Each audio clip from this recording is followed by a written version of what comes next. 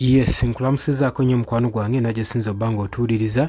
kutegeeza bwe bali kwekumira ku mayingo gano aga UG Update TV. Mukulike nnyo eyo mirimu gye mubadde mukakalabya mwe bali kakalabya mwenna mwenna nga mbatumidde mwenna abeewaayo kubanga mwekuumira ku UG Update TV ne musobola okubanga mufuna information ne mukipingibwa nga muli informed buli kadde buli ssaawa. Kakati nno amawulire agava mu ggwanga erya Democratic Republic of Congo ebintu si birungi eri mukwano gwaffe munywanyi waffe neighbor waffe Felix Tshisekedi omukulembeze w'eggwanga lino erya Congo. Lwaki? Jjukira nti nno emyezi egiyise nabawako information nga Joseph Kabila alangiridde okubanga agenda kukomawo mu Democratic Republic of Congo era kyabaddaaki n'amala n'atuuka n'alinnya ekigere kye naye mu kutuuka yatuukira mu territories z'abayeekera bano aba M23 abamaze ebbanga nga bagezaako okubanga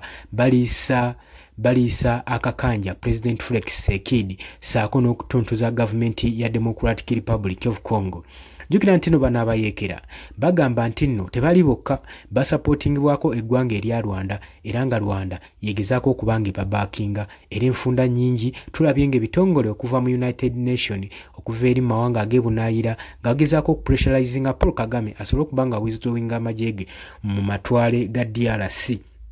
Naye bwewaawo newankubadde bize byogerwa naye Paul Kagame ye azze akakasa ng'agamba ng'amatiza nti ye tebamusibako matugambuzi muli isango ye talina bayeekera babaakinga era Rwanda erina ebizibu byayo nga yo byegezaako okubanga etakulenga mu biseera nga bino. Kakati ebyo ebyaliwo ebityo twalabibwako abayeekera bano nga bagambye nti bagenda mu peaceful talks. Weewaawo peaceful talks zaaliwo era zaakolebwa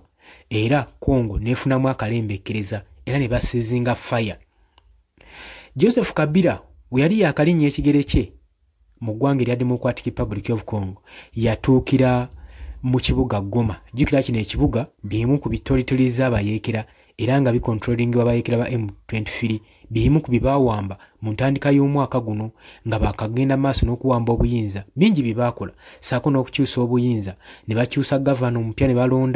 ne balonda senator saako n'okukola banking system empya mu matwale gaabwe. Tawuni ez'amaanyi ebibuga bibiri Goma saako ne Bukavu okwosa ne airports bbiri zo zaawambibwa era nga ziri mu control y'abayeekera bano aba M23 era gavumenti ya DRC tebiyinaako kakwate era tebiyinaako control. Naye newankubadde we biriwo ebityo bannansi tebagana kutandika kugenda maaso nakakkalabya mirimu gyabwe bo baabireka bwe baneesootinga banaabivaako naye bukyanga olutalo lutandika abantu bangi abaluguzeemu obulamu nabangi abasinga bakyapoosa saako n'abalala okuba nga badisplacingibwa mu bifo eby'enjawulo abamu tebalabibwako.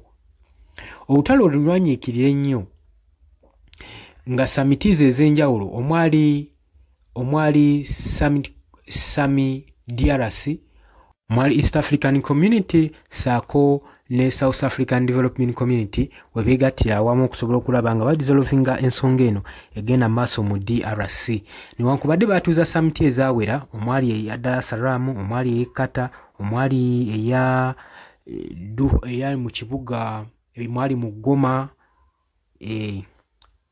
saako n'eyali mu Angola. Samiti nnyingi ezaatulibwa kusobola okulaba nga bakkakkanya olutalo luno nga basizinga ku faya. Byonna bye baateseganya akalungi konna akavaamu kaateekawo just kabembekkereza obulembekkereza. Wabula Joseph Kabila nga yakalinnya mu Goma twamulabwako ng'akwatibwa ne Democratic Republic of Congo government baamukwata ne bamuggulako emisango gy'okukolagana n'abayeekera era nga bagamba ono yasinze okuba nga alemeza olutalo mu Democratic Republic of Congo. Ensonga eyamukwasa nga bagamba nti badde bagendagenda mu maaso mu peaceful talks ate ne Kabila n'ayingirawo. Kino kirina engeri gye kyataataganyaamu n'okusajjula embeera. Kakati oluvannyuma lw'omukwata n'okufirizinga assets ze zonna abadde ali mu kkooti ng'awere nemba n'ekisango kino paka senator wamukiri yalinze off ku musango guno era olubadde omukiri yalinga off Joseph Kabila tabandaazizza n'akataayi tekasaze n'alumbirawo mu territories z'abayeekera ba M23 era abayeekera ne balangirira nti Joseph Kabila amaze otuuka mu territories zaabwe okusobola okulaba nga batandika rebellion empya. Basuubira nti ye okujja kwe kuno kugenda bayambako nnyo okulibaleetinga saako n'okuzza emirembe mu territories ezo ez'abayeekera bye baawamba. Olowooza kino kitulekawa Felix Tshisekedi? Jjukira nti nno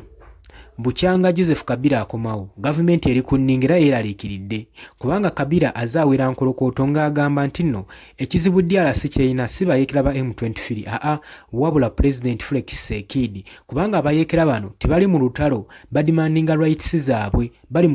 mu kulwanira rights zaabwe nga n'ensonga ezimu bagamba enguzi esusse mu ggwanga so n'ekirala ebyobugagga by'eggwanga bigenda mu maaso n'okugabana ne famire ya Felix Tshisekedi ate nga n'ekirala bo tebatwalibwa nga bannansi so ze zimu ku nsonga ezaali zigenda mu maaso n'okubanga zibalwanya era olutalo lwanyinyikira era ne batokose emmundu paka ebawamba ebibuga ebiwererako ddala ne butawuni ng'omukwano gwange ali eyampuliriza naye ng'oli ku Yugi Updates TV gwe atanatweyungako kkirira wansi waliwo ekigambo subscribe kikooneko obeere ng'otweyungako mbategeeza bali emitala w'amayanja mwenna mbatumiddeko nnyo abajja mu comment section nammwe mbebazaako ensuso kuba mukola ekintu eky'amaanyi ennyo okusobola okulaba nga munyweza amayengo gano aga Yugi Updates TV kakati bukyanga atonnya mu DRC Joseph Kabila ono ojjukira nti nno yaliko president w'eggwanga lino erya Democratic Republic of Congo era ng'obuyinza yabusikira ku kitaawe okuva mu mwaka gwa 2001 paka mu 2019 we yateera obuyinza n'abuwa Felix Tshisekedi newankubadde abadde amaze ebbanga mu exile naye ebbanga erisinga obunene alimaze mu South Africa ng'agenda mu maaso n'okumendinga n'okola reforms butya bw'ayinza okukomawo ku political landscape mu Democratic Republic of Congo kyaddaaki yakomawo naye olwabadde omuta yalumbiddewo territories z'abayeekera batuule ku mmeeza balabe buteeyi bagenda okutandika okukolamu reforms n'okugavaninga ensi nno kireesewo obweraliikirivu lwa nsonga DRC Congo yandigabanyizibwamu parts bbiri ey'abayeekera saako n'eya gavumenti yetwali tumanyi bulungi eya Felix Tshisekedi olw'ensonga nti nno abayeekera baagaana okuwithdrawinga so ate nga ne Paul Kagame newankubadde abyegaana tukimanyi bulungi nnyo nti abaakinga abayeekera bano aba M23 naye tajja kwegamba kuwaayo oba kwagala kulekulira mu territories ezirimu ebyobugagga jjukira bonna ensonga ebalwanya ya bya bugagga ebiri mu Democratic Republic of Congo naye amazima batyo googera newankubadde engambo ziyitingana nti abayeekera bano bafandingibwa ne Mwami Yoweri Kaguta Museveni wa gavumenti y'eggwanga Uganda newankubadde tannajjayo njala kutakulako kulaga sayidi kijagwa weewaawo asindisa abajaasi bangi nnyo aba UPDF mu territories naddala eno mu Eastern Democratic Republic of Congo ng'agamba nti nno era ye kimutwazaayo kulwana ali mu agreement ne DRC government babayambeko okusuppressinga abayeekera ba ADF n'abakodeko newankubadde abakodeko bo baavaayo ne basalendalinga ne bagamba ffe twali tumanyi Uganda erimu wano kubeera nga egenda maaso n'okulemesa emirimu gya DRC naye wekiba bwekityo tubaaniriza ya achievement yokka Uganda gye yakakolayo bukyanga yingira Democratic Republic of Congo kakati golooza Joseph Kabila nga waayingidde nadda ku side y'abayeekera golooza ki ekigenda okuddako jjukira nti nno abayeekera bano bagenda mu maaso n'okubanga bo balina rights zaabwe ze balwanira bo nga bo era bazze bakyogera lwenye nti nno South Africa ewulizowinga amagye gaayo okuva mu DRC era baakikola mu nkukutu era galabibwako nga gasombebwa era ne bateekawo ne terms and condition ze balina okugoberera saako n'okuwa ekitiibwa ba refugees abagenda maaso n'okuddizibwa mu mawanga gaabwe n'abajaasi abaali balumiziddwa bafune medical care esaanidde ekyo baakikola ne balagira ddala akabonero akalaga nti bo tebajja kunoonya ntalo bajja kunoonya mirembe na kulwanira ku bannansi baabwe be bagamba aba Democratic Republic of Congo kakati Felix Tshisekedi tevumanyi kikyazzaako kubanga ye Joseph Kabila alangirira agamba yandikumawo mu future elections ne yeesimbawo n'avuganya Felix Tshisekedi kuba agamba already bannansi b'eggwanga ne batandise omukola mobilization already obuwagizi abuyina balaba nga yekayika yasobola okununula DRC mu ntalo zino zeerimu tetumanyi obukakafu ludaawe buli naye era Congo emaze decades emyaka n'emyaka ebyasa n'ebyasa ng'eri mu ntalo entalo nga teziggwamu naye nga jjukira nti nno njagala okutegeeza nti entalo ezo teziri within DRC si be baziteekayo wabula kigambibwa nti abakulembeze b'amawanga omuli East Africa tutajja kumenya be bamu kubafujjirira olutalo olugende mu maaso emmundu ebine esigale ng'etokota mu Democratic Republic of Congo kubanga mulimu abakulembeze abakifunamu so n'amawanga amalala omuli Western powers nazo zikifunamu nnyo kati y'ensonga lwaki